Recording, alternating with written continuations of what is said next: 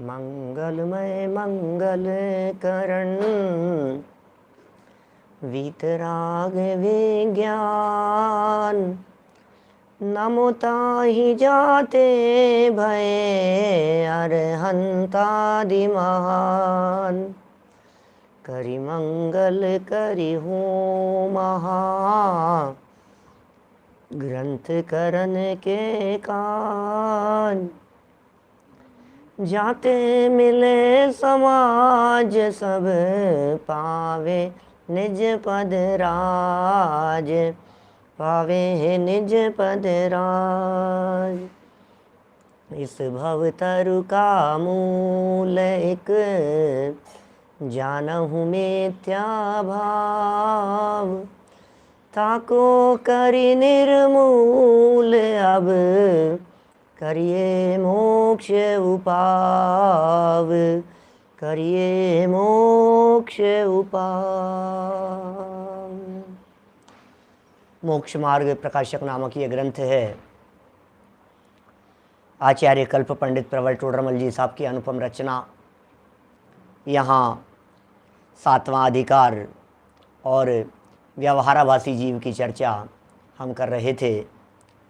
व्यवहाराभासी जीवों को 4 भागों में विभाजित किया। 4 प्रकार के व्यवहाराभासी जीव बतलाए। नाम भी याद होने चाहिए सभी को। कुल अपेक्षा धर्मधारक व्यवहाराभासी, परीक्षा रहित आज्ञानुसारी धर्मधारक व्यवहाराभासी, सांसारिक प्रयोजनार्थ धर्मधारक व्यवहाराभासी और धर्म बुद्धि से धर्मधारक व्यवहाराभासी। कुल अपेक्षा, परीक्षा रहित, सांसारिक प्रयोजन और धर्म बुद्धि। इनमें कुल अपेक्षा से धर्म करने वालों की चर्चा हो चुकी है। परीक्षा रहित आज्ञानुसारी की चर्चा चल रही थी। इसमें भी 3 महत्वपूर्ण बिंदु शंकाकार की तरफ से प्रस्तुत किए गए थे। उसमें पहला बिंदु यह था शंकाकार का कि शास्त्रों में एक आज्ञा सम्यक्त्व कहा है। अब चूंकि आज्ञा सम्यक्त्व कहा है और मैं आज्ञा मानता हूं तो बात खत्म हो गई। दूसरा बिंदु यह कहा था कि शास्त्रों में धर्म ध्यान के भेदों में एक धर्म ध्यान कहा है आज्ञा विचय नाम का, इसलिए मैं आज्ञा मानता हूं, बात खत्म हो गई। तीसरी एक और बात कह दी कि दुनिया में या सम्यक दृष्टि जीवों के जीवन में एक निशंकित नाम का अंग होता है। यदि मैं परीक्षा करूंगा, यदि मैं प्रश्न चिन्ह खड़ा करूंगा तो फिर मेरे निशंकित अंग कैसे रहेगा। तो इस तरह से 3 बातों को बेस बनाकर ये परीक्षा रहित आज्ञानुसारी जीव की चर्चा चल रही थी। टोडरमल जी ने कह दिया भैया जनागम में प्रकरण बहुत सारे हैं, जैन शास्त्रों में बहुत तरह के विषय कहे हैं। उन सभी विषयों में से जिन विषयों की परीक्षा हो सकती हो उनकी तो परीक्षा करना, जिनकी परीक्षा नहीं हो सकती हो उनको आज्ञा प्रमाण से स्वीकार करना। लेकिन आज्ञा तभी मानना जब कुछ विषय की परीक्षा करके उसकी प्रमाणता सिद्ध हो जाए, उसका प्रामाणिकपना सिद्ध हो जाए। देखिए पेज नंबर 216 पर यहाँ अपना प्रकरण चल रहा है।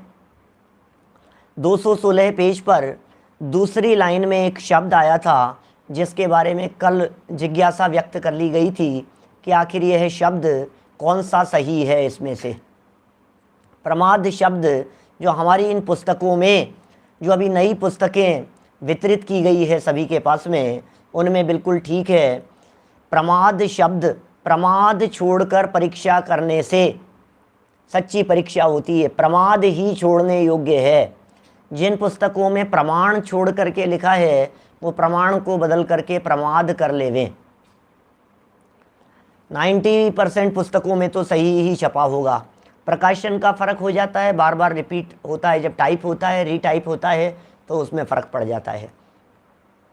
देखिए तो क्या कह दिया, सच्चे बहुत सुंदर प्रश्न उठाया था कि साहब गलत परीक्षा हो जाए तो हम क्या करें।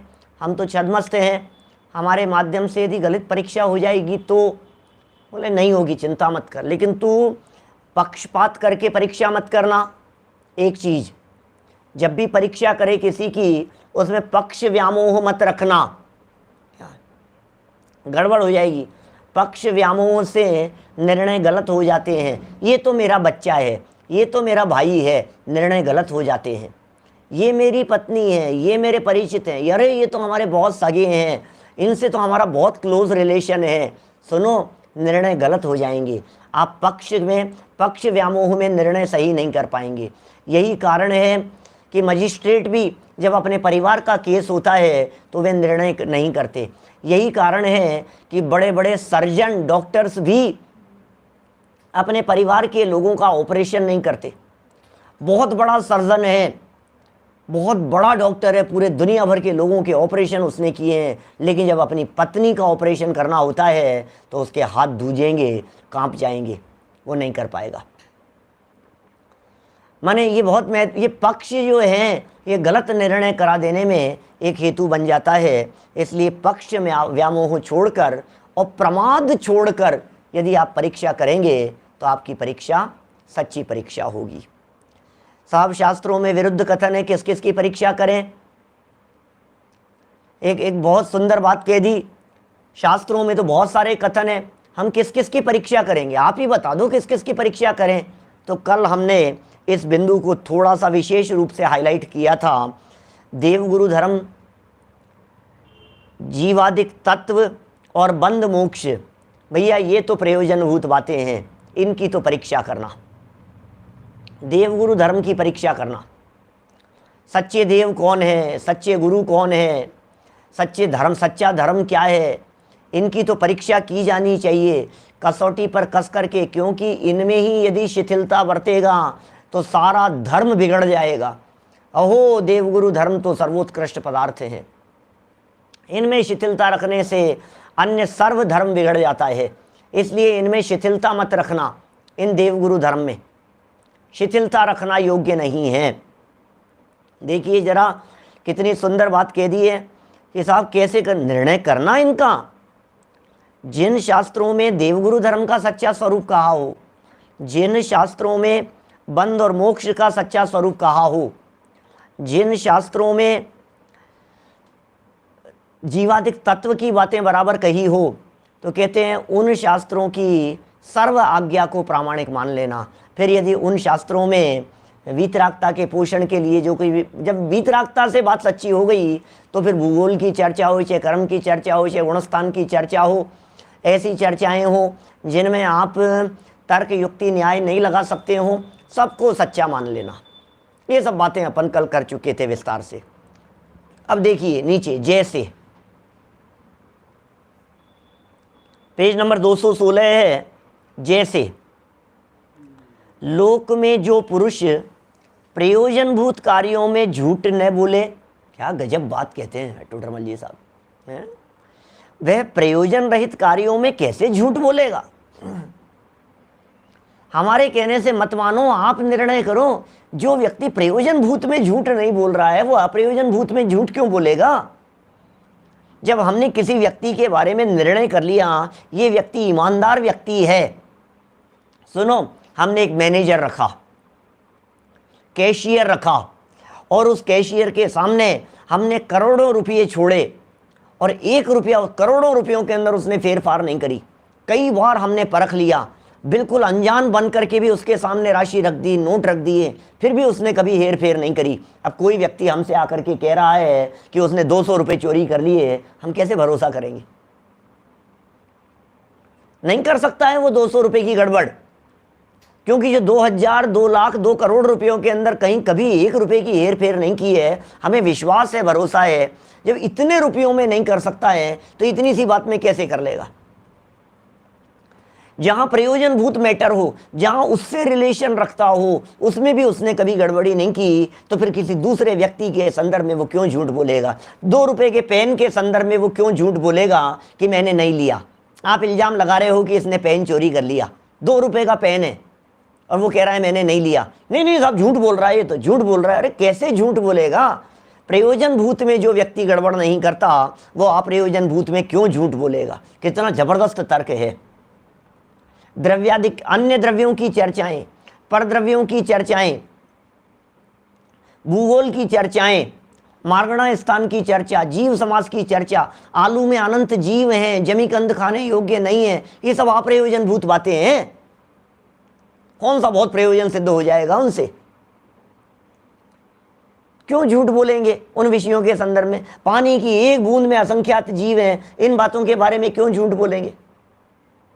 कोई लेना देना ही नहीं है, कोई मतलब ही नहीं है, झूठ बोलने का कोई प्रयोजन ही नहीं है। कितनी कितनी गजब की बात कह रहे हैं यहाँ पर। लोक में दुनियादारी में, लोक में माने घर गृहस्थी में, लोक में मतलब आपके व्यापार रोजगार की परिस्थितियों में, जो पुरुष प्रयोजन भूत कार्यों में झूठ न बोले, जहां उसका प्रयोजन सद रहा था उसमें भी उसने झूठ नहीं बोला, वह प्रयोजन रहित, जिनसे कोई प्रयोजन नहीं है, जिनसे कोई मतलब नहीं है, ऐसे प्रयोजन रहित, बोलो बेप्रयोजन वाले कार्यों में कैसे झूठ बोलेगा? उसी प्रकार जिस शास्त्र में प्रयोजनभूत देवादिक का स्वरूप अन्यथा नहीं कहा, प्रयोजनभूत देव, प्रयोजनभूत गुरु, प्रयोजनभूत धर्म, प्रयोजनभूत जीवादिक, प्रयोजनभूत बंध मोक्ष की चर्चाएं, प्रयोजनभूत जिनसे हमारे सुख दुख का, प्रयोजनभूत का मतलब क्या है? प्रयोजनभूत माने क्या है? पहले की थी ये चर्चा, जब चौथा अधिकार प्रारंभ किया था तो वहां बहुत सुंदर चर्चा की थी इस प्रकार की। प्रयोजनभूत माने क्या? बोलो। जिनके श्रद्धा ज्ञान आचरण के बिना हमारा दुख दूर न हो सके और हमें सुख की प्राप्ति न हो सके, उसका नाम है प्रयोजनभूत, उसे प्रयोजनभूत कहते हैं। ये परिभाषा आई थी, देखिए आप 78 नंबर पेज पर, 78 नंबर पेज पर प्रयोजनभूत क्या है देख लेना आप, लाइन तलाश लेना, एक भाव बतला रहा हूं आपको। जिनके श्रद्धा ज्ञान आचरण के बिना दुख दूर न हो, क्या, और ये जीव सुखी न हो सके, इस जीव का प्रयोजन तो एकमात्र सुख प्राप्त करना है। बतलाइए इसके बारे में क्यों झूठ बोलेगा कि ये क्या है और क्या नहीं है? देखो, उसी प्रकार जिस शास्त्र में प्रयोजनभूत देवादिक का स्वरूप अन्यथा नहीं कहा, उसमें प्रयोजन रहित द्वीप समुद्र आदि का। अरे साहब, किसने कह दिया? ये आपका जैन भूगोल जो है ना, ये तो बिल्कुल ही झूठा है ही नहीं, बिल्कुल। सैटेलाइट से सारी तस्वीरें आ रही है, पूरा चक्कर लगा लिया है दुनिया का, कितनी बार कितनी तरह से चक्कर लगा लिया है, पूरी दुनिया ख्याल में आती है। न तो हमारे को मेरू पर्वत दिखाई देता है, न हमारे को विजयार्ध दिखाई देता है, न हमारे को हिमवन महाहिमवन दिखाई देते हैं, न हमारे को इस दुनिया में कहीं सिमंदर भगवान दिखाई देते हैं। सब बातें झूठी है, कोई दम नहीं है इन सब बातों में। इसलिए भूगोल तो छोड़ दो, बाकी जैन धर्म सच्चा है। जैन धर्म को सच्चा मानता हूं मैं, जैन धर्म तो सच्चा है। बोलो, जैन धर्म तो सच्चा धर्म है, लेकिन जैन धर्म में ये जो भूगोल की चर्चा, आदमी चंद्रमा पर नहीं गया, कैसी बातें करते हो? चंद्रमा के ऊपर अकृत्रिम चित्रालय बतला रहे हो तुम? नहीं नहीं नहीं नहीं, ऐसे नहीं हो सकते। सूर्य चंद्र ग्रह नक्षत्र तारों को आप ये बतला रहे हो कि इसमें ये सब है, विमान है, अकृत्रिम चित्रालय हैं, देव लोग रहते हैं, ये सब बातें कैसे बनेगी? चांद के ऊपर जाया है आज आदमी, तो मैं आपसे ये पूछ रहा हूं कि चांद पर आदमी जाकर के आया है, उसकी बात को तो आप सच्चा मान रहे हो, और वीतरागी दिगंबर संतों की बातों को आप सच्चा नहीं मान रहे हो। परीक्षा करके देखो जरा उस व्यक्ति के बारे में, जिस व्यक्ति ने ये बात कही है कि हम चंद्रमा पर जाकर के आए हैं। जिन लोगों ने ये बात कही है, क्या उन्होंने अपने जीवन में कभी झूठ नहीं बोला? क्या उन्होंने कभी मायाचारी नहीं करी? क्या वे धोखाधड़ी बेईमानी नहीं करते हैं? क्या वे बिल्कुल ईमानदार हैं? क्या वे शराब नहीं पीते हैं? क्या वे नशे में बात नहीं करते हैं? क्या वे लोभी लालची नहीं है? बोलो, क्या उन्हें यश प्रतिष्ठा मान सम्मान की चाह नहीं है? सोचो जरा, जिन लोगों ने वो बात कही है और जिन्होंने ये बात कही है, क्या इनका निर्णय करो। ओहो, राग भाव में धर्म मानना, जिन मत में मिथ्यात्व कहा।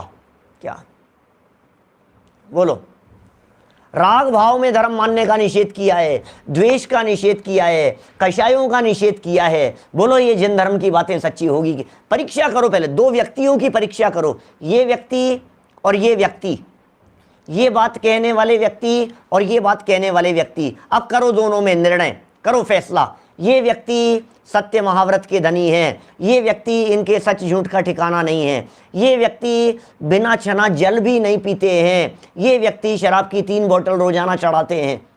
बोलो ये व्यक्ति मर्यादित भोजन करते हैं, विधि पूर्वक भोजन करते हैं, विधि मिल जाए तब छना हुआ जल भी एक बार लेते हैं दिन भर में, जिस समय विधि मिल जाए उस समय, और ये नहीं करते। किसको निर्णय तो करो।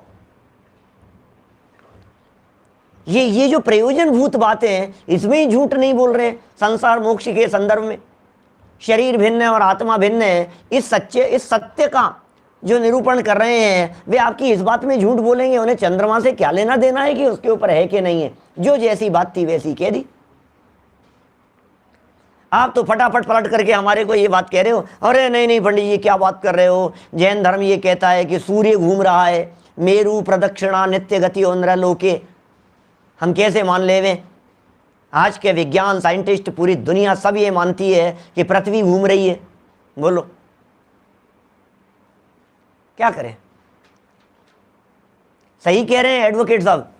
बोलो इनको सैलरी मिलती है, इनको तनख्वाह मिलती है, इनको जो बात कही गई है उसी बात के लिए उन्हें पैसा मिलता है। इसको सिद्ध करो। न्यूज़पेपर वालों को, एजेंसी वालों को, न्यूज़ चैनल वालों को उस बात का प्रचारित करने के लिए खूब पैसा मिलता है, उसका प्रचार प्रसार करते। निर्णय तो करो कौन व्यक्ति सत्य बोलेगा और कौन व्यक्ति झूठ बोलेगा। जिसने जीवन में कभी एक शब्द भी असत्य नहीं बोला हो, जिसने एक शब्द भी असत्य बोलने के संदर्भ में प्रतिज्ञा ले ली हो कि असत्य नहीं बोलेंगे लाइफ टाइम के लिए, सत्य महाव्रत के जो धनी हो गए हों वे कैसे झूठ बोलेंगे? सत्य महाव्रत के धनी हो गए हैं वो। 2 सूर्य हैं, 2 चंद्रमाएं, नहीं नहीं नहीं कैसे हो सकते हैं 2-2? अरे ऐसे कैसे हो सकते हैं? यहां भी हो रहा है, यहां भी हो रहा है। अरे भाई ये सत्य महाव्रत के धनी है, पहले ये नक्की करो, पहले ये नक्की करो। अच्छा छोड़ो, ये तो अप्रयोजनभूत बात है ना, सूर्य चंद्रमा कितने हैं ये तो अप्रयोजनभूत बात है ना, उनकी गिनती लिखिए। एक चंद्रमा के परिवार में 1 सूर्य, 1 चंद्रमा, 88 ग्रह, 28 नक्षत्र, 66,975 कोड़ा कोड़ी तारे लिखे हैं।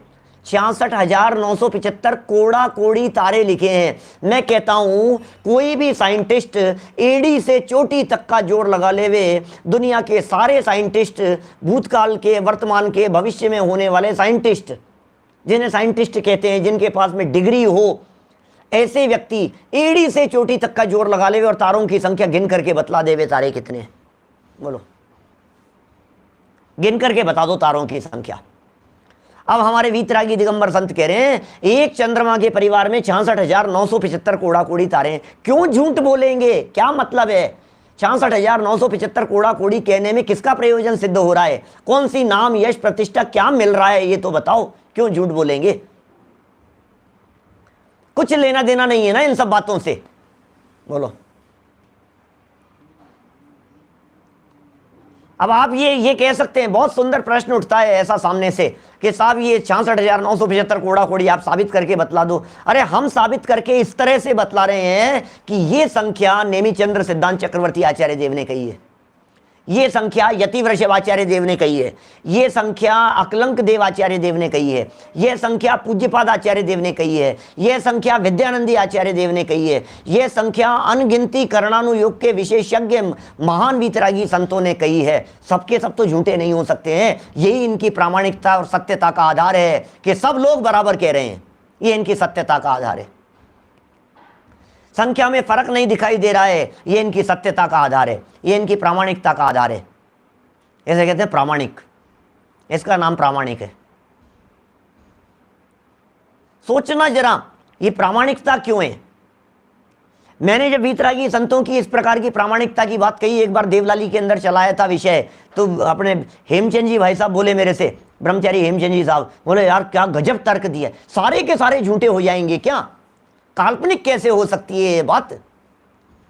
दो व्यक्तियों की बात यदि आपस में मिल रही है और दोनों अलग अलग कोने में, एक उत्तर भारत में एक दक्षिण भारत में है, एक 4वीं शताब्दी में हुआ है, एक 9वीं शताब्दी में हुआ है, एक कहाँ हुआ है, एक कहाँ हुआ है, और सारी बातें कहाँ से आई बात, ये दिव्य ज्ञान है भाई साहब, अंदर से निकली हुई बातें हैं।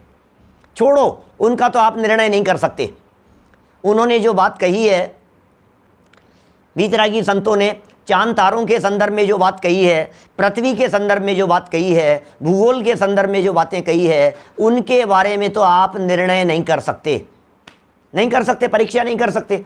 कैसे माने साहब ये बातें सच्ची होगी? तो टोडरमल जी ने कहा भैया सुन, उन्होंने और भी बहुत सारी बातें कही है, अकेले चांद तारों की चर्चा नहीं की उन्होंने और भी बहुत सारी बातें कही है। ये क्या बातें कही है साहब? उन्होंने भेद विज्ञान की बातें कही है, उन्होंने कहा राग दुख का कारण है, ये बातें कही है उन्होंने कहा हे जीव तू अपनी इच्छाओं से दुखी है, तू अपनी कषायों से दुखी है। उन्होंने और भी बातें कही है कि एक द्रव्य दूसरे द्रव्य का कर्ता धर्ता नहीं है। उन्होंने और भी बहुत सारी बातें कही हैं सब द्रव्य स्वतंत्र जगत में, बोलो ये भी बातें कही है। तो अब इनका निर्णय करके देख ले, यदि ये बातें तुझे तर्क की कसौटी पर सच्ची ख्याल में आती हैं तो फिर जो अप्रयोजनभूत बातें हैं उनको भी सच मानना, ये टोडरमल जी का कहना है। सही है साहब, इनकी सारी बातें सही है। इन्होंने बातें कही पैसे में सुख नहीं है, विषयों में सुख नहीं है, 100% अनुभव में आती है, पर तर्क की कसौटी पर कस करके देखा है, बात बिल्कुल सही है। इन्होंने ये बात कही है कि सच्चा मोक्ष मार्ग वीतराग भाव है, राग का सद्भाव जहां तक रहेगा तब तक यह जीव संसार में परिभ्रमण का पात्र बना रहेगा। वीतरागता सच्चा धर्म है, ये बात कही है, बात सच्ची है भैया। दो द्रव्य एक दूसरे के कर्ता धर्ता नहीं है, पर द्रव्य में हमारी चलती नहीं है, जीव अजीव तत्व का निर्णय है ये, दो द्रव्यों की एक दूसरे के ऊपर चलती नहीं है। यार बात तो 100% सही है, इनकी परीक्षा करके देख लो किसकी किसके ऊपर चलती हुई दिखाई दे रही है, बात तो सही है। इसका मतलब अब इन्होंने जो अप्रयोजनभूत बातें कह दी, बोले वो भी सच्ची है। ये सच्ची थी ना सारी, जिनका हमने निर्णय किया ये सब सच्ची थी ना, कि हाँ साहब ये सब तो सच्ची थी, तो फिर ये झूठ क्यों बोलेंगे? बोलो क्या गजब तर्क दे रहे हैं यार टोडरमल जी साहब हैं। उसमें प्रयोजन रहित लाइन देखो क्या कह रहे हैं, प्रयोजन रहित द्वीप समुद्रादिक का कथन अन्यथा कैसे होगा, क्योंकि देवादिक का कथन अन्यथा करने से वक्ता के विषय कषाय का पोषण होता है। बहुत सुंदर तर्क दे दिया। देवादिक का अन्यथा कथन क्यों किया आपने? अरे अपने भगवान ही देखो कैसे सो रहे हैं मजे से, हैं तो फिर अपन भी सो। भगवान ही पत्नी के साथ में बगल में बैठे हुए हैं, कितने अच्छे लग रहे हैं, देखो आप जोड़े से भगवान बैठे हुए हैं यहाँ पर, कैसे अच्छे लग रहे, तो फिर अपन भी अपनी पत्नी को साथ में रखो, तो कितना प्रैक्टिकल सा दिखता है अपने को। तो देवादिक के बारे में यदि तुमने विषय कषाय का पोषण कर दिया, गुरु को ही यदि तुमने विषय कषाई मान लिया, तो फिर स्वयं तो अपने विषय कषाय का पोषण करोगे ही। देव के कथन में गड़बड़ हो गई, गुरु के कथन में गड़बड़ हो गई। अरे धर्म में तुमने वीतराग की जगह राग को मिला लिया, धर्म में धर्म के नाम पर विषय कषाय का पोषण कर दिया। तुमने कह दिया भैया डांडिया करो डांडिया करो डांडिया करो, क्या इससे धर्म होता है? खूब धर्म होता है, इससे कर्म झड़ते हैं। बोलो आप करो करो जरा, इससे धर्म होता है, तो फिर क्या होगा? दुनिया में हर व्यक्ति डांडिया करने को तैयार हो जाएगा। बोलो नाचने से धर्म होता है। अच्छा बोलो मैं ये कह दूं, सुनो भैया आपको मालूम है एक नई रिसर्च की है मैंने, एक लड्डू खाने से 10 ग्राम कर्म की निर्जरा होती है, एक लड्डू खाने से। आप कहोगे यार पंडित जी यार ये तो गजब बात कह दी यार आपने। हाँ 100% पंडित जी बहुत सही बात कह रहे हो, बहुत सही कह रहे हो। इससे क्या होता है, वो क्षुधा नाम का एक वेदनी नाम का कर्म है ना, क्षुधा वेदनी कर्म, उसकी निर्जरा होती है, भूख नहीं लगती है, बात बिल्कुल सही है। और उसको कर लेने के बाद में फिर भोजन करने की इच्छा भी मिट जाती है, इच्छाओं पर भी विजय प्राप्त कर लिया जाता है। पंडित जी बहुत अच्छी बात कर रहे हो, लड्डू खाने के बाद में क्या होता है, पेट भी भर जाता है, इच्छाओं पर कंट्रोल हो जाता है, फिर इच्छाएं नई उत्पन्न नहीं होती है क्योंकि भोजन भर जाता है। पंडित जी क्या होता है, लड्डू खाने के बाद में मन भी प्रसन्न रहता है, तो धर्म में भी मन लगता है। बहुत अच्छा धर्म बतलाया आपने, जय हो जय हो जय हो। अब कौन नहीं मानेगा ऐसा धर्म, बतलाओ मुझे। हर व्यक्ति अरे यार ये तो बहुत अच्छा धर्म बतलाया यार आप। अरे भैया जहाँ विषय कषाय का पोषण किया जाएगा सारे दुनिया के लोग, हाँ भैया ये तो अच्छी बात है, तो धर्म में भी घुसा दिया तुमने विषय कषाय को। अब विषय कषाय को धर्म में घुसा दिया, अब धर्म का कपड़े पहना दिए उसे, धर्म का चोला पहना दिया, तो दुनिया का हर व्यक्ति कहता है ऐसा धर्म कौन नहीं करना चाहेगा। खाओ पियो और धर्म का धर्म, ऐसा धर्म कौन नहीं करना चाहेगा? ऐसी यात्रा पर कौन नहीं करना जाएगा जिस यात्रा पर खूब पिकनिक होती हो, खान पीन होते हो, मौज मस्ती होती हो, नाच गान होते हो, खिलाया जाता हो, गेम खिलाए जाते हो, डांडिया होते हो, नाच गान होते हो, मौज मस्ती होती हो, गप्पे लड़ाए जाते हो, हैं सारी सुविधाएं। अब क्या है फिर यात्रा में? करो आप खूब यात्रा, बहुत अच्छा है, मजे आ गए साहब, क्या आनंद आया, क्या आनंद आया। भैया जनवाणी क्या कह रही है उसे देखो, क्या कह रहे हैं ये, कितना सुंदर कथन है यार टोडरमल जी का। एक एक वाक्य ऐसा लगता है बिल्कुल समर्पित हो जाओ एक एक वाक्य के ऊपर, ऐसा वाक्य दिखाई देता है। क्योंकि देवादिक का कथन अन्यथा करने से, हमने वक्ता जो भी है यदि वो देव का कथन अन्यथा करेगा तो अपने विषय कषाय का पोषण होगा क्या? लड्डू खाए परम गुरु होए, बोलो ऐसा। हमारे धर्म जी बहुत अच्छे गाते हैं, बहुत बहुत अच्छी आवाज़ है इनकी, हमारे बहुत फेमस है यहाँ हमारे इस एरिया में। धर्मचंद जी जैन बहुत अच्छे भजन, इनकी आवाज़, इनकी गाना इनका जो है, और तुरंत इन्होंने लिख दिया लड्डू खाए परम गुरु होए, ऐसा लगता है, ऐसा चलता है। देखो देवादिक का कथन अन्यथा करने से, अब क्यों किया आपने अन्यथा ये बतलाओ? देव के बारे में आपने ऐसा क्यों कहा? इसलिए कहा कि मैं भी तो कर पाऊंगा। जब मैंने कह दिया मेरे गुरु ही करते थे तो फिर क्या होगा? तो फिर मुझे कौन मना करेगा? जब मैं ये कह दूंगा हमारे भगवान ही ये काम करते हैं तो फिर मुझे कौन मना करेगा? मेरे लिए तो रास्ता खुल जाएगा ना अपने विषय का पोषण करने के लिए, कषाय का पोषण करने के लिए। बोलो, ये कह रहे हैं यहां।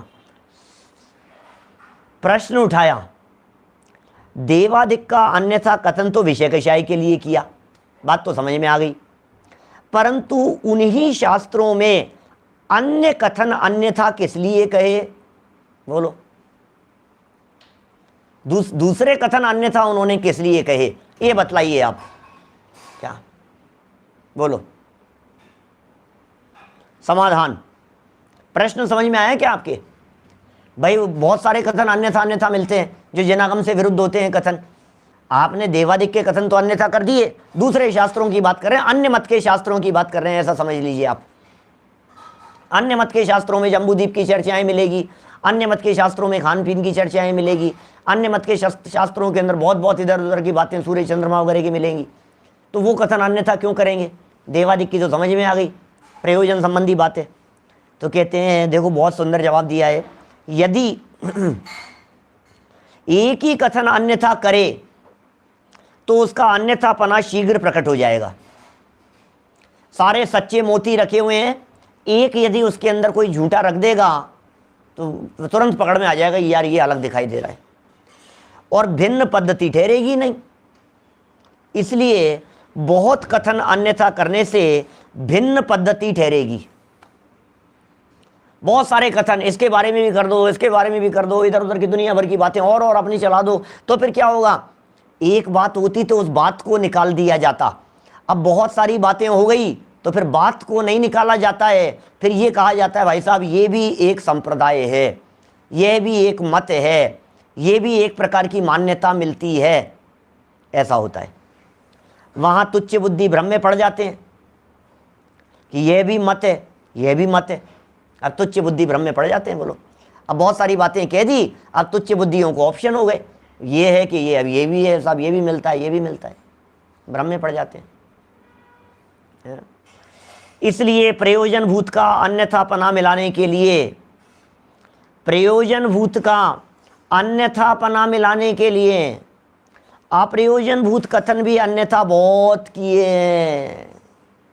विषय कषाय का पोषण करने वाले दुनिया भर में बहुत लोग होंगे, अप्रयोजन भूत कथन भी अन्यथा बहुत किए हैं।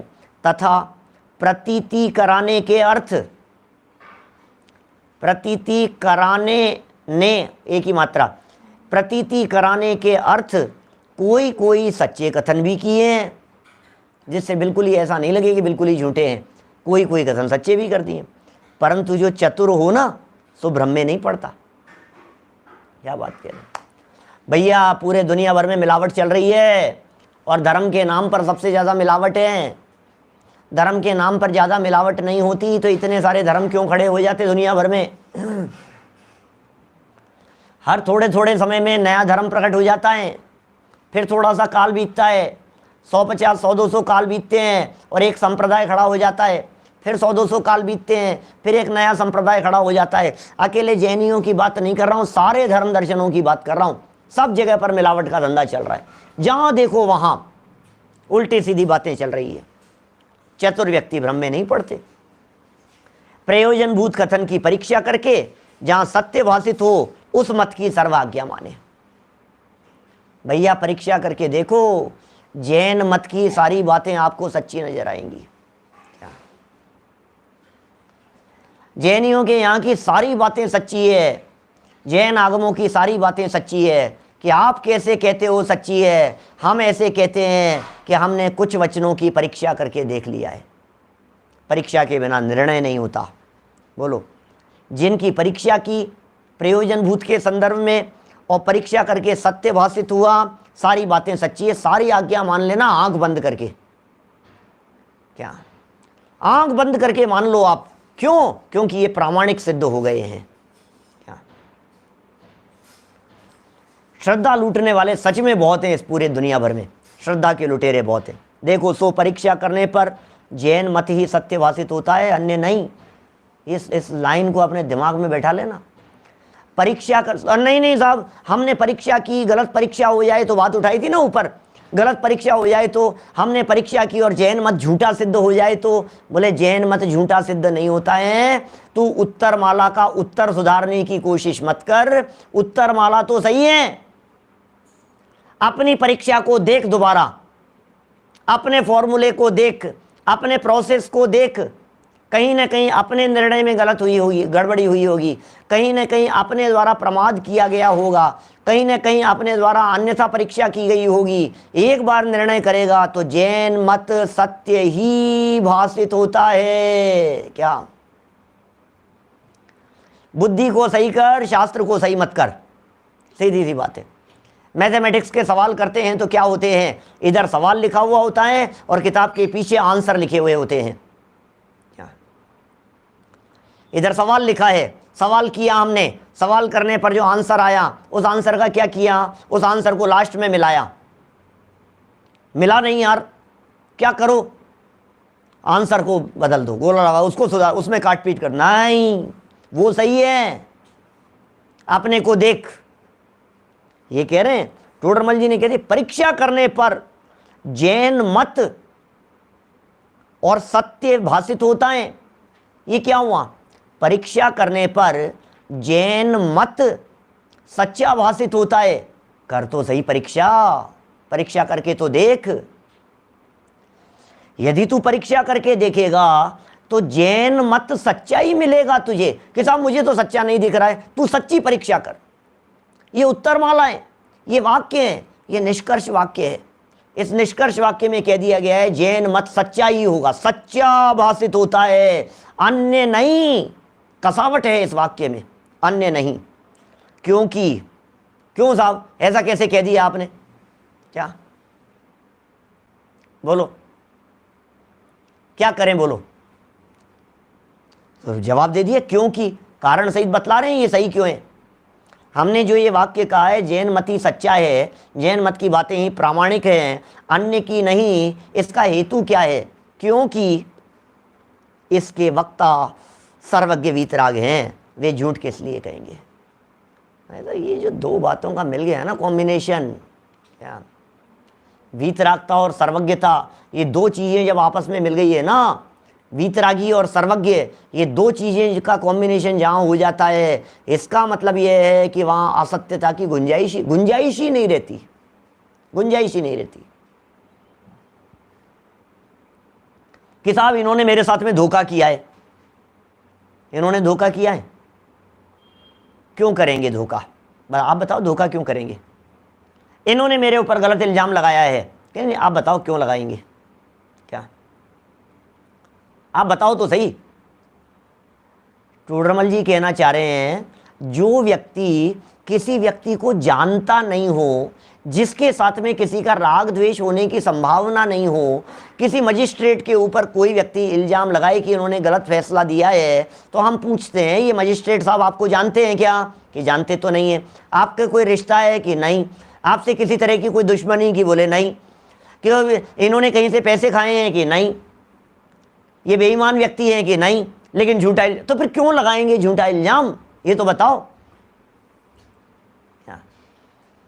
कोई बात असत्य निकलने के पीछे दो महत्वपूर्ण कारण होते हैं, अज्ञानता और राग द्वेष।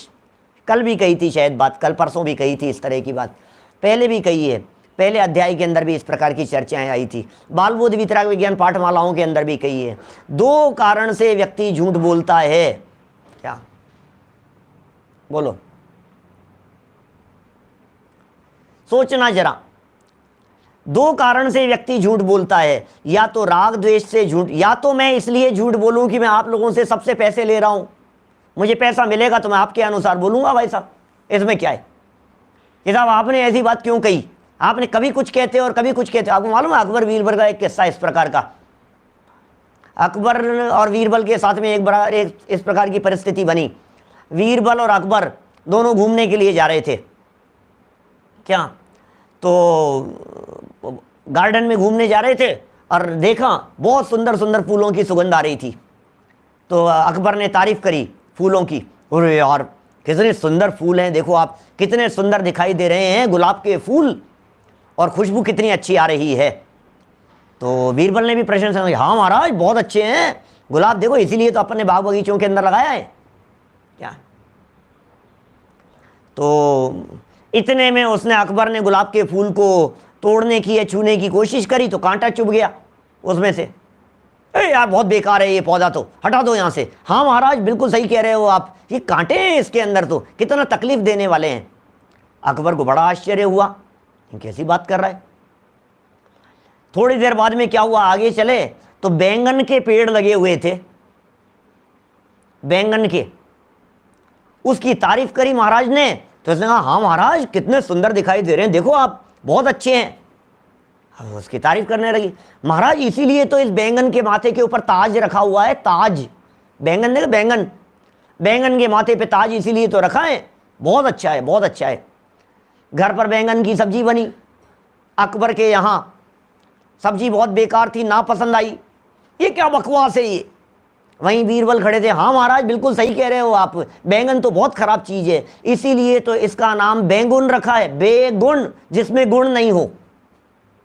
अकबर को बड़ा आश्चर्य हुआ, उसने पलट करके कहा कि बीरबल समझ में नहीं आ रही है, सुबह से मैं देख रहा हूं मेरी हाँ में लाते हो। मैंने गुलाब के लिए अच्छा कहा तो अच्छा कहने लग गए, कांटे से खराब कहा तो खराब कहने लग गए, बैंगन अच्छा बोला तो अच्छा कहने लग गए, खराब कहा तो खराब कहने लग गए। बीरबल ने कहा महाराज एक बात समझ लेना आप, मैं आपका मंत्री हूं, गुलाब और बैंगन का मंत्री नहीं हूं, मैं तो वही बोलूंगा जो आप बोलोगे। क्या, मैं मंत्री तो आपका हूं। ये बात यहां कहना चाह रहे हैं भाई साहब, कोई भी व्यक्ति पक्ष व्यामोह से कब बोलेगा, जब उसका उसके साथ में कोई संबंध होगा। जहां संबंध है वहां समझ लीजिए वो उसके फेवर में या उसके अनफेवर में, जो भी जैसी परिस्थिति बनेगी वैसा फैसला सुना देगा। यहां कह रहे हैं, यहां कितनी स्पष्ट बात कह दी है, वक्ता वीतरागी है, वक्ता सर्वज्ञ है। वीतरागी है इसलिए किसी से कोई लाग लपेट नहीं है, सर्वज्ञ है माने सब कुछ जानते हैं। अब वीतरागी और सर्वज्ञ हैं, किस लिए झूठ बोले, बोलो। इस प्रकार जिन आज्ञा मानने से जो सच्चा श्रद्धान हो उसका नाम आज्ञा सम्यक्त्व है। बात उठाई थी ना प्रश्न, पीछे 95 पेज पर उठाई थी ना ये चर्चा, जिसमें ये कहा था आज्ञा सम्यक्त्व का है, इसलिए अरे आज्ञा सम्यक्त्व का मर्म समझा रहे हैं। आज्ञा सम्यक्त्व का सही अर्थ क्या होता है? आज्ञा सम्यक्त्व का सही अर्थ ये होता है, यस बॉस, ये आज्ञा सम्यक्त्व का सही अर्थ नहीं होता है। आज्ञा सम्यक्त्व का सही अर्थ ये होता है यथार्थ रीति से प्रयोजनभूत बातों का निर्णय करें, और निर्णय करने पर जैन मत ही सच्चा है उसे स्वीकार करें, तब आज्ञा सम्यक्त्व होता है। आज्ञा सम्यक्त्व का मतलब ऐसा नहीं है जो कहा है सही है, जो कहा है सही है, yes boss, okay okay okay, जो कह रहे हो आपकी सारी बातें, ऐसा नहीं है। इसे आज्ञा सम्यक दर्शन नहीं कहते। शास्त्रों में जो 10 प्रकार का सम्यक्त्व कहा है और 10 प्रकार के सम्यक्त्व में एक आज्ञा सम्यक्त्व की बात कही है, उस आज्ञा सम्यक्त्व का मतलब क्या है? उस आज्ञा सम्यक्त्व का मतलब यह है प्रयोजनभूत तत्वों को जानना, प्रयोजनभूत बातों को जानना, भेद विज्ञान वीतरागता की पोषक बातों को जानना, क्या, और उन बातों को जानकर उनकी परीक्षा करना, परीक्षा करके निर्णय करना, और निर्णय करके इस बात पर पहुंचना कि जैन मत ही सच्चा है। और इस निर्णय पर पहुंच जाने पर जब अंदर से बात की स्वीकृति होती है तब इस बात को समझना आज्ञा सम्यक्त्व है। बिना परीक्षा किए हुए आज्ञा को मान ले हुए इसे आज्ञा सम्यक्त्व थोड़ी ना कहते। परीक्षा करके निर्णय किया, अब आज्ञा स्वीकार है, तब आज्ञा सम्यक्त्व होता है। श्रद्धा जुड़ा है ना आज्ञा। अब आज्ञा सम्यक्त्व में आज्ञा को तो मान लिया, सम्यक्त्व को नहीं देख रहा है। 2 शब्द है ना भाई साहब, आज्ञा सम्यक्त्व। ये आज्ञा तो मानता है, जो हुकुम, जैसी आज्ञा, जैसा आपका हुकुम। अब ये आज्ञा को तो मान रहा है, लेकिन साथ में सम्यक्त्व भी तो जुड़ा हुआ है। सम्यक्त्व माने होता है श्रद्धा, सच्ची श्रद्धा। आज्ञा जो कही है उसके ऊपर सच्ची श्रद्धा जब हो तब आज्ञा सम्यक्त्व कहलाता है। आज्ञा मानी तो सच्ची श्रद्धा कब होगी? जब इस आज्ञा का निर्णय होगा, जब इस आज्ञा का परीक्षा पूर्वक भरोसा होगा। परीक्षा पूर्वक इस आज्ञा के ऊपर भरोसा हुआ, फिर जिस निर्णय पर पहुंचे, अब जो सम्यक दर्शन होगा तब आज्ञा सम्यक्त्व होगा। 2 शब्दों में से एक शब्द को तो स्वीकार कर, आज्ञा आज्ञा आज्ञा। अरे आज्ञा के साथ में सम्यक्त्व भी जुड़ा है, वो क्यों भूल जाते हो आप? आज्ञा सम्यक्त्व हो गई बात। और वहीं उसी आज्ञा के साथ में, उसी आज्ञा सम्यक्त्व के काल में वहां एकाग्र चिंतन करने होने से उसी का नाम आज्ञा विषय धर्म ध्यान है। क्या गुरुदेव का जो वचन है ना बार बार में, एम नक्की कर, एम निर्णय कर, एम अनुभव कर। तो ये निर्णय क्या चीज है? निर्णय होता है परीक्षा पूर्वक, और जब निर्णय हो जाता है तब सम्यक्त्व होता है, आज्ञा सम्यक्त्व। देखो, यदि ऐसा न माने और बिना परीक्षा किए ही आज्ञा मानने से सम्यक्त्व व धर्म ध्यान हो जाए। दूसरी बात, आज्ञा विषय जो धर्म ध्यान का है ना, धर्म ध्यान, ध्यान का लक्षण क्या है? ध्यान का लक्षण है एकाग्र चिंता निरोधो ध्यान। ये ध्यान का लक्षण है। एक को अग्र करके चिंताओं का निरोध, उसका नाम ध्यान है। तो निर्णय करके विकल्प मुक्त हो गए तब जाकर के ध्यान हो गया, आज्ञा विषय नाम का धर्म ध्यान।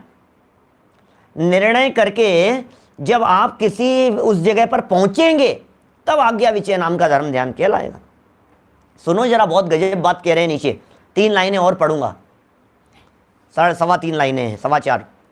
यदि ऐसा न माने और बिना परीक्षा किए ही आज्ञा मानने से सम्यक्त्व मान लेवे, बिना परीक्षा की आज्ञा मानने से वो धर्म ध्यान मान लेवे, तो जो द्रव्य लिंगी आज्ञा मानकर, गजब तर्क है भाई साहब, टोडरमल जी किस गहराई में बैठ करके बात करते हैं। क्या द्रव्यलिंगी आज्ञा मानकर मुनि हुए, द्रव्यलिंगी मुनि हो गए साहब। क्यों मुनि हुए? अरे भाई साहब, मुनि बने बिना मोक्ष नहीं जाते, इसलिए मुनि हुए। क्यों मुनि हुए द्रव्यलिंगी? इसलिए मुनि हुए क्योंकि जनागम में कहा है नग्गो विमोक्ष मग्गो। द्रव्य संग्रह उसमें अपने अष्टपाउड के अंदर लिखा है नग्गो विमोक्ष मग्गो, नग्नता के बिना मुक्ति नहीं है, इसलिए मैं हुआ हूं। आज्ञानुसार साधन द्वारा, आज्ञानुसार साधन करता है। क्या बोलो, ग्रेव्यक पर्यंत जाते हैं साधन करके, जैसी जनवाणी में आज्ञा है उसका साधन करते हुए 9वें ग्रेव्यक तक चले जाते हैं। उनके मिथ्या दृष्टिपना कैसे रहा? फिर तो आज्ञा सम्यक्त्व से उनको सम्यक दृष्टि मान लेना चाहिए। लेकिन द्रव्यलिंगी मिथ्या दृष्टियों की बात चल रही है, द्रव्यलिंगी आज्ञा मानने वालों की बात चल रही है। द्रव्यलिंगी सम्यक मतलब सारी क्रियाएं पालन कर रहा है। द्रव्यलिंगी 28 मूल गुणों का पालन कर रहा है, सब मूल गुणों का बराबर पालन कर रहा है वो द्रव्यलिंगी। 28 मूल गुण निरतिचार पालन किए जा रहे हैं, देख करके चलता है, विधि पूर्वक भोजन ग्रहण करता है, आहार ग्रहण करता है, विधि मिल जाने पर सारे कार्य करता है, नग्न दिगंबर, रंच मात्र परिग्रह उसके साथ में नहीं है, पीछी कमंडल उसके साथ में है, और जैसी जनवाणी की आज्ञा है वैसी मान रहा है। तो कहते हैं भैया अब मिथ्या दृष्टि कैसे रहा, कुछ तो कमी रह गई होगी उसके जीवन में। तुम आज्ञा आज्ञा की बात कर रहे हो, द्रव्यलिंगी के जीवन में क्या कमी रह गई है ये बतला दो आप, तो बोलो। जवाब दे रहे हैं इसलिए कुछ परीक्षा करके आज्ञा मानने पर ही सम्यक्त्व व धर्म ध्यान होता है। क्या क्या कह दिया, परीक्षा करके आज्ञा मानो, परीक्षा करो, और परीक्षा कर ली, ये गुरु सच्चे गुरु हैं, अब आज्ञा मानो। क्या परीक्षा कर ली हमने, ये वीतरागी संत हैं, इनकी बातें सच्ची है, अब इनकी आज्ञा मानो। तो परीक्षा करके आज्ञा मानने पर ही सम्यक्त्व भी होता है और धर्म ध्यान भी होता है। लोक में भी किसी प्रकार परीक्षा होने पर ही पुरुष की प्रतीति करते हैं। अब इसके बारे में, इस लाइन के बारे में तो चाहे जितने उदाहरण आप लगा सकते हैं आपकी डे टू डे लाइफ में। ये जो अंतिम वाक्य पढ़ दिया है ना, लोक में भी, अब लोक की चर्चा में क्यों करूं प्रवचन में, आप तो सब लौकिक व्यक्ति हैं, लोक में हैं, घर गृहस्थी में रहते हैं, परिवार में रहते हैं, समाज में रहते हैं। तो टोडरमल जी कह रहे हैं लोक में भी किसी प्रकार परीक्षा होने पर, आपके घर गृहस्थी में परीक्षा होने पर ही पुरुष की प्रतीति करते हैं। पुरुष की प्रतीति कब करेंगे आप ये बतलाइए, बोलो। पुरुष को प्रामाणिक कब मानेंगे आप? कोई व्यक्ति पहली बार दोस्त बना, भी आज जिंदगी में पहली बार मिला है, आपको भरोसा नहीं होगा? 5 साल पुरानी दोस्ती है, 25 साल पुरानी मित्रता है हमारी, तो विश्वास कैसा होता है बताओ? 40 साल पुरानी हमारी दोस्ती है, पक्की दोस्ती है, अब विश्वास कैसा होता है उस दोस्त के ऊपर, ये बतलाइए। तो धीरे धीरे धीरे धीरे विश्वास बनता है कि नहीं, बोलो। हस्बैंड वाइफ का एक दूसरे के ऊपर विश्वास कब बनता है? पहले दिन से। धीरे धीरे धीरे धीरे साथ में लाइफ जीते जीते जीते जीते जीते हुए विश्वास बन जाता है, विश्वास की प्रगाढ़ता आती है। ये टोडरमल जी ने कह दिया, पुरुष की प्रतीति कब करते हैं? परीक्षा होने पर। अनेक बार हमने इन मित्रों को जांचा है, परखा है, देखा है, जीवन की कठिन से कठिन परिस्थिति में हमने देखा है, इस दोस्त ने मेरा साथ निभाया है, ये मेरे साथ कैसे गलत कर सकता है, ये निर्णय। सो इस तरह से यहाँ 2 प्रकार के जो वचन कहे थे, एक आज्ञा सम्यक्त्व वाला, एक आज्ञा विषय धर्म ध्यान वाला। इन 2 पॉइंट की चर्चा पंडित जी ने यहाँ तक पूरी की है। अब तीसरा विषय, तीसरा जो संशय की बात कही, शंका की बात कही है, संशय करने पर शंका नामक दोष आएगा, इस बिंदु की चर्चा कल यथा समय अपन करेंगे। अभी की बात को यहीं विराम देते। निज निधि निज में बताई, यह अनंत उपकार है, उसके लिए जिन वाणी माँ को वंदना शत बार है, वंदना शत बार है। आज यद्यपि रविवार है, लेकिन क्रमबद्ध की क्लास आज भी चलेगी, और विशेष गहरे अध्ययन स्वाध्यायी करने वालों के लिए प्रवचन सार 99वीं गाथा का प्रकरण आज क्रमबद्ध की क्लास में दोपहर में 4:20 पर चलने वाला है। 3:30 बजे जो क्षत्र चूड़ामणि है वो यथावत चलेगा, और 8 बजे जो चर्चा चल रही है वो भी यथावत चलेगी, है ना। 9 बाणों का नमो हरिहंताणं।